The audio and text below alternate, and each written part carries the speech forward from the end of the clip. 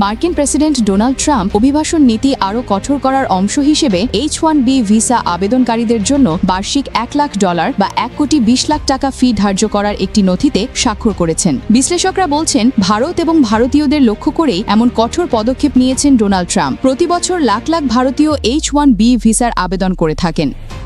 H-1B visa হল যুক্তরাষ্ট্রের এক ধরনের নন ইমিগ্রেন্ট ওয়ার্ক ভিসা। এটি বিভিন্ন আমেরিকান কোম্পানিকে দেয়া হয়, যার মাধ্যমে অন্য দেশ থেকে বিশেষ দক্ষতার শ্রমিক আনা যায়।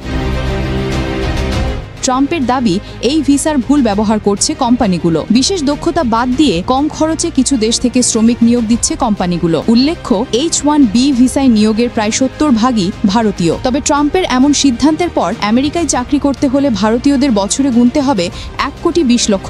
বিশ্লেষকরা বলছেন, বিশাল অঙ্কের এ বাৎসরিক ফি ভারতীয়দের পক্ষে কখনোই দেয়া সম্ভব নয়, কারণ তারা এমনিতেই কম বেতনে আমেরিকায় আসেন। তারা আমেরিকায় বছরে $1 কোটি আয় করতে পারেন না।